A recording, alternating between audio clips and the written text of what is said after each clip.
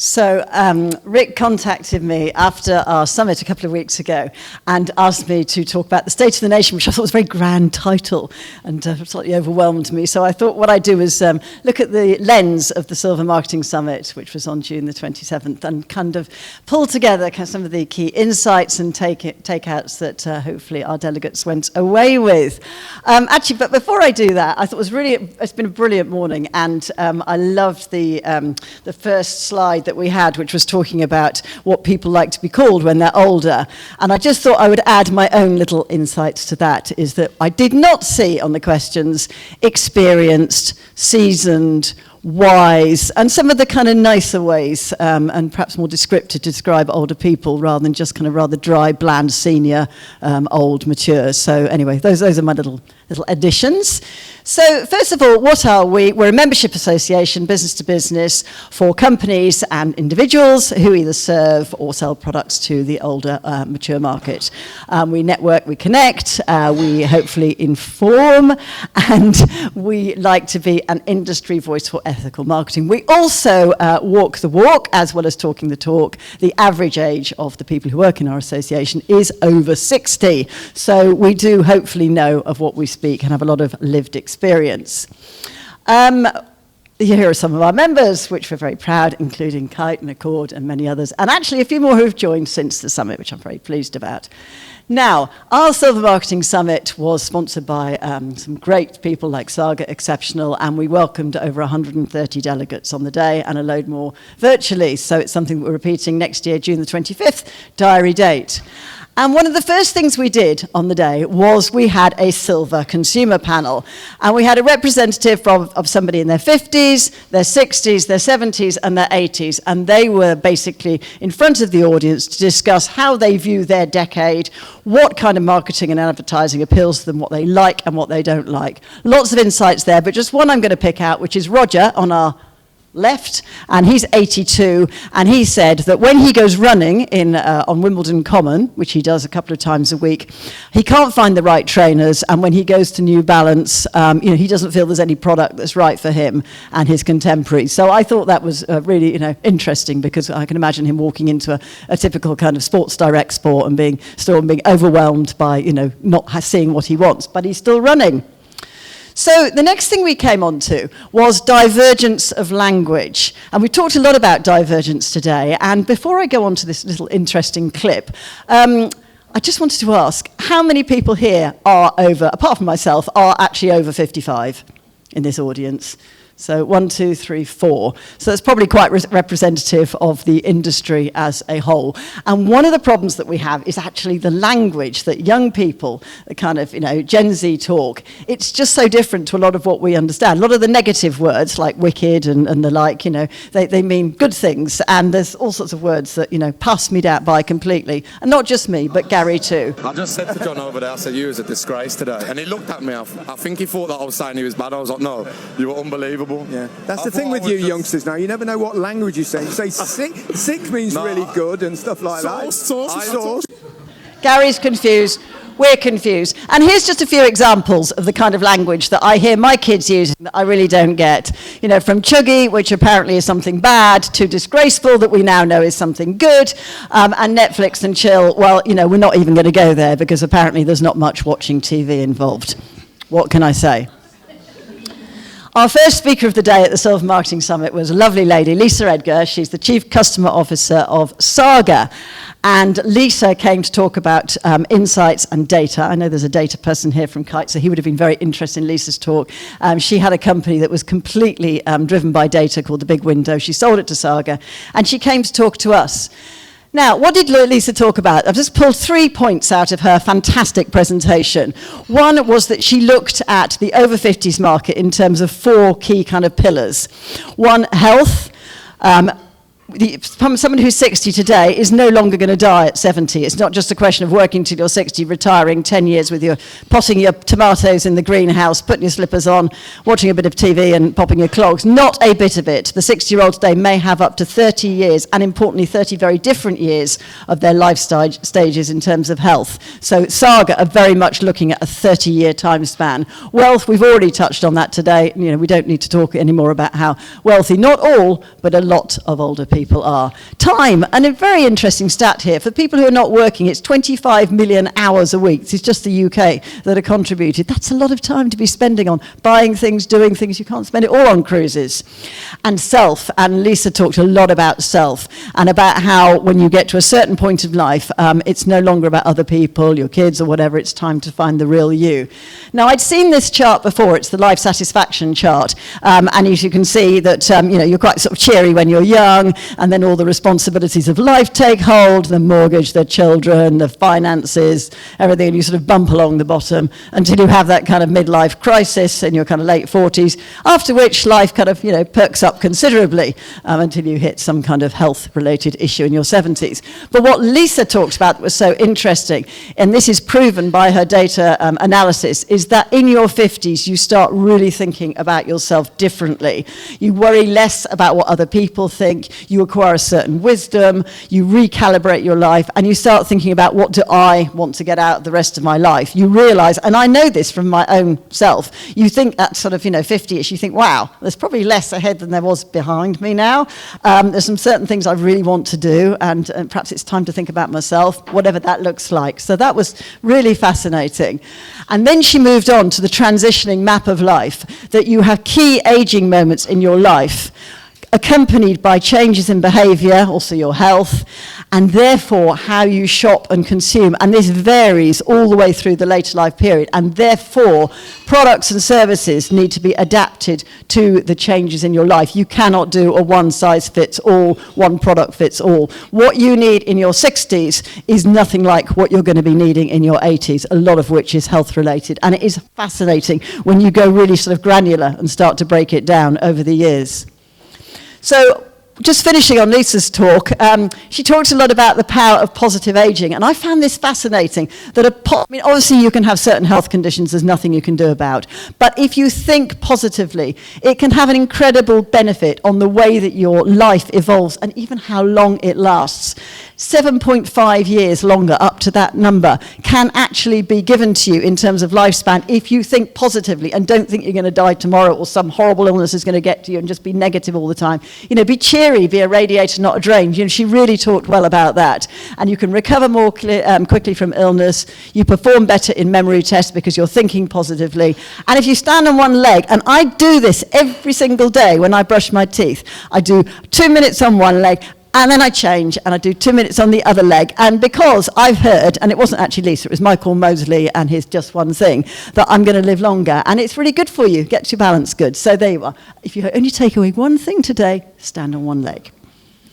Right, we moved on, and we then had pretty much a similar presentation that Andrew gave us today, and it was given by his colleague, Chiara, from System 1. But we combined that with ITV that kind of presented the System 1 research, and we finished it with a backing business fund, which is £500,000 for brands that are either new to TV or coming back into TV, and that is exclusive to our members. And we've had some really, really good interest in that from people getting in touch who are excited at the opportunity of possibly trying TV for the first time and having a really big help to their budget. So I won't talk any more about that, but it is available if anyone wants to, well, before it all gets used up, of course. It is a limited fund. So then we stopped for coffee, a bit like now, and then we went into a session called Crossing the Channels. Now, we'd had quite a lot about TV by that point, but we really wanted to make sure that we embraced the other media channels used by the older audience. So we had 5 representatives from different channels. We had radio, print, PR, direct mail, and digital. And each person had about 10 minutes to stand up and kind of pitch their stall as to why their channel was the most relevant and engaging to an over 50s audience. Now, I haven't got time to go through them all, so I've just picked out 2. One was marvellous David Lloyd with a jacket that I would say was made for radio, and he has founded Boom Radio, and what a clever and insightful talk. And actually, earlier I noticed that on the Trust chart that was shown in the presentation, radio was actually the highest in trust. I think it was 57%. And he basically has identified that radio is something that's a friend, it's a companion, it combats loneliness, it's something in the room, and that people kind of are defined by their radio station. So I'm a Radio 4 listener, or what he hopes is I'm a Boom Radio listener. And what they've done that's really clever is that Radio 2 has been jettisoning their sort of old, trusted, seasoned presenters and replacing them with kind of ones who are a bit younger. So he said, I like Zoe Ball, but I don't really relate to her. And I kind of get that too. I used to love Steve Wright in the afternoon and his Friday afternoon thing without the G at the end, and I doing the ironing and all that kind of stuff. And now he's gone. And what he's done that's really clever is that he's brought people like David Hamilton and Kid Jensen into Boom Radio. They're now reaching 1 million people a week through Boom, and it is for the baby boomers. They play good music, it's great chat, give it a listen. And he was basically saying, radio very much has its place with the silver audience. Fascinating presentation.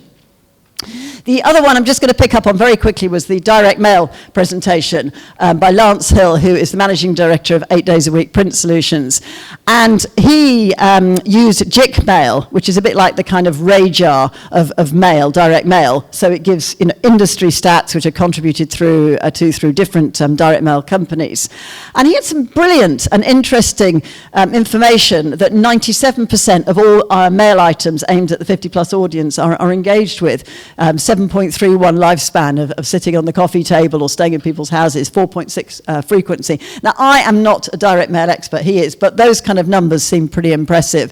And interestingly, we did a survey after the summit, and a lot of people have come back and said that was the session that they kind of really opened their eyes and went, wow, we'd never thought of direct mail before. So, really, really interesting talk. And then he talked more about the discussion and whether people get driven to a website, where they go after they've read the direct mail piece. So, yeah, really interesting. We then had lunch. Very nice lunch. We needed it by then.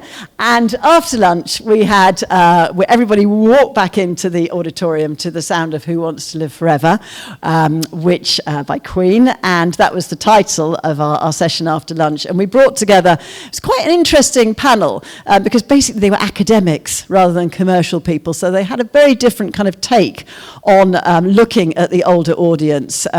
For example, Tina Woods is a health researcher and is the pioneer of something called the Quantum Healthy Longevity Program. And she talked about the fact that, and this is actually very interesting because Lisa Edgar from Saga had talked very much that the over 60s are very sort of healthy and they're well and they're living life to the full. But actually Tina came in and said, 1 in 5 people is not actually that well over 60 and is living with one or more health conditions. She talked about the fact there's a 20-year discrepancy between the life expectancy if you live in an affluent area to if you live in a poor area. 20 years, and that's just in this country, from parts of Glasgow compared to, say, Kensington. So she was very, very interesting. And the other person she talked about, because obviously the theme was Who Wants to Live Forever, is this chap called Brian Johnson. Now, I don't know if anyone's heard of Brian Johnson, but what an interesting and unlikely chap he is. Now, I'm just going to get this because I wanted to make sure I read my notes correctly here. Brian Johnson is aged 45. He's a tech billionaire, and he is paying $2 million a year to stay young. His goal is to have all his major organs, that's his brain, liver, kidneys, teeth, skin, hair, and all the other bits too, just want to mention, functioning as if they were in his late teens for all of the rest of his life, and he hopes that will be many, many decades to come. Now, his pioneering thing, this is his son, he's got a slightly unusual name, Talmage. I don't know if you pronounce it, or perhaps it's Talmache, who knows. And he's taken a litre of blood from young Talmage, age 17, and he's having daily blood transfusions because he believes, completely unscientifically proven, by the way, that Talmage's blood is going to help keep him young. Not content with his own son's blood, poor chap, Brian has had his pelvic floor blasted with electromagnetic pulses to improve his muscle tone in those hard-to-reach places. I think we know where those are. He wakes up every morning at 5 a.m. and takes 24 supplements, so he's rattling around with those all day. He eats 1,977 calories a day to keep his body fat between 5 and 6%. Not that he's, obsessed or anything. At bedtime, he's a laugh at bedtime, Brian. He wears blue light-blocking glasses for 2 hours to do something or other to the light rays in his room.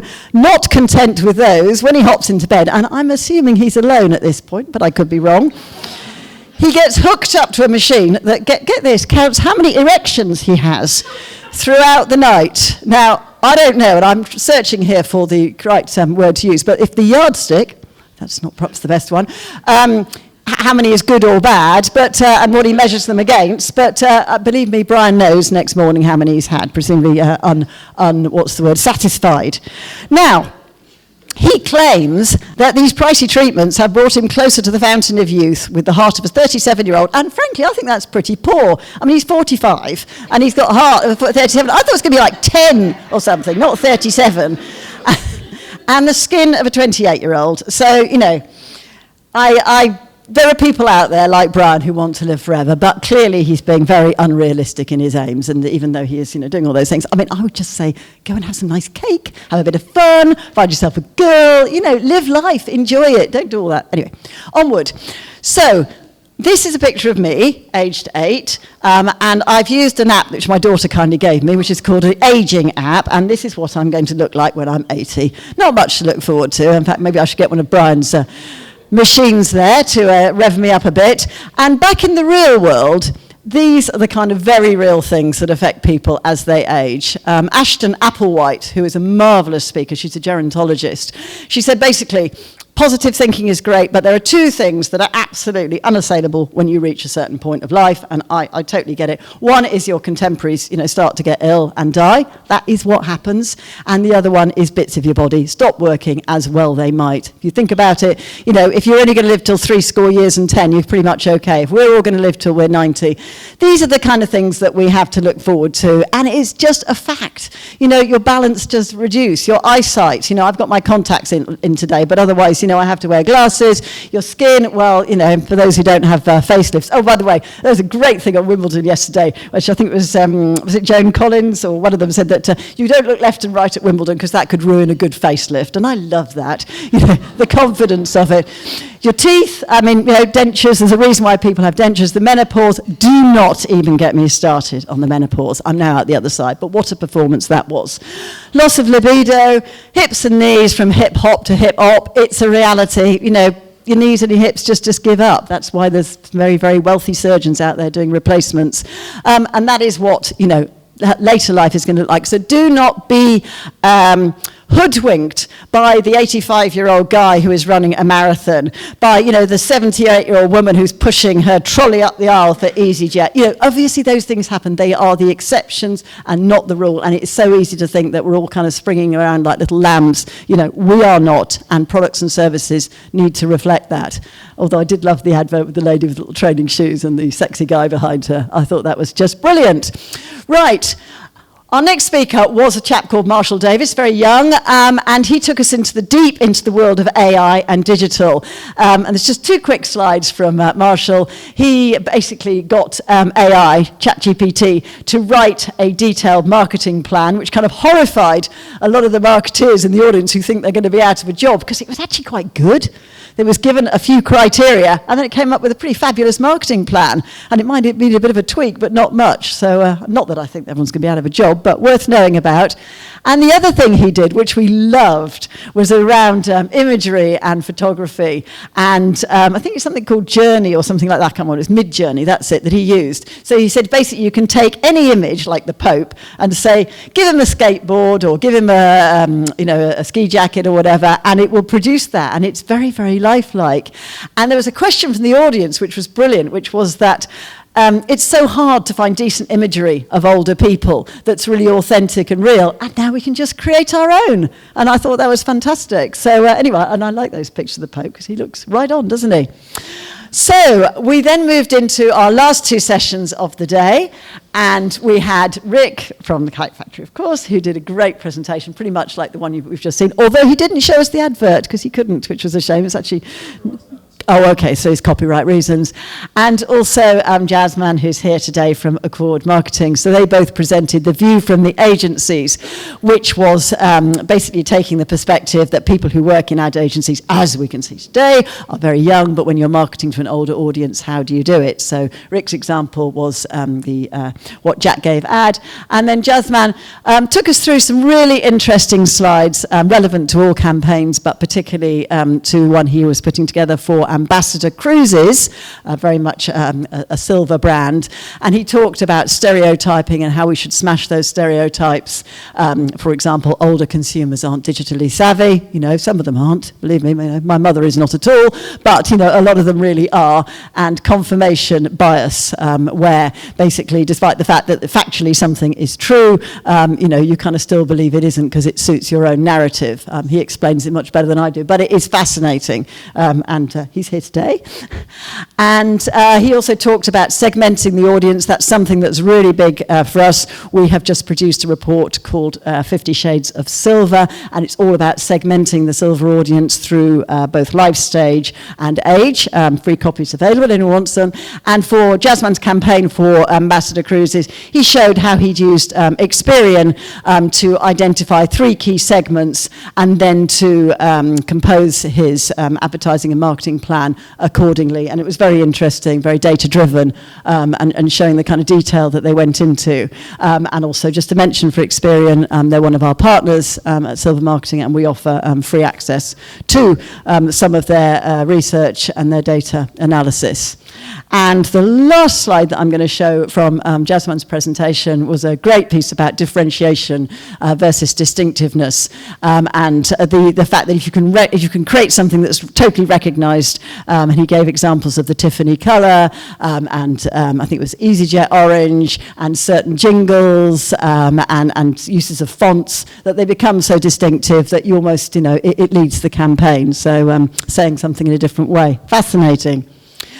Our final session was a panel session, which were 4 people who talked about how hard it is for older people to get into the workplace, particularly once they've gone out of it, and to find jobs. And this is actually quite a serious session.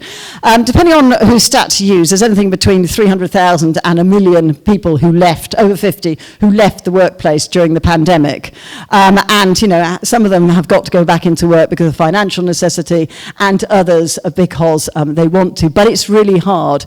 And the points they made were that most job boards, even the ones that are supposedly for the over 50s, are all full-time jobs. And most people over 50 don't want to work full-time. They want to work flexibly. They want to work, you know, part-time. They want to do hybrid. You know, it's the employer that's really not understanding the older employee, and so much work to be done there. They talked about age washing, which is where, you know, kind of like they tick the box that they'll welcome older workers, but actually when an older worker goes in for the interview, they're disregarded.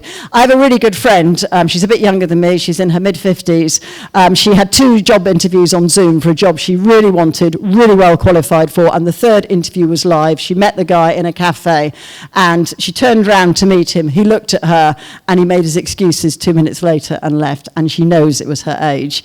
And that's just really bad. You know, she would have been great at that job. And Steve Butler on the end from Punter Southall, he was saying that he was talking to his daughter, who's 28. She wanted to hire a 57-year-old, but was worried about how to manage somebody 30 years older than her. So it's a big problem. You know, we say that we want them. We've talked lots today about, what was it, 1% over 60s, you know, 2% or 3% over 50s, but are we really doing anything about it? Do you really want old faces in your agency? You know, look at Dustin Hoffman in The Intern, fantastic film, but he looked completely out of place. So anyway, maybe something to go home and reflect on. So my key takeouts for the day, just finishing now, are the segmentation piece, really important, understanding the different behaviours and media preferences of people age.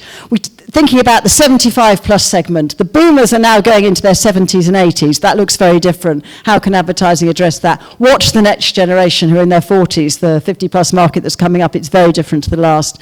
And to show respect for your elders. And also to be aware, this is a real window of time here. This boomers market that is sort of healthier and very wealthy with their final salary, pensions, mortgage-free, money to spend, it's not going to last. The next ones coming through don't have all those assets. So yes, for show respect for your elders is certain, and I love this, never assume all 80-year-olds are the same. There's John Major, Keith Richard, both born in 1943.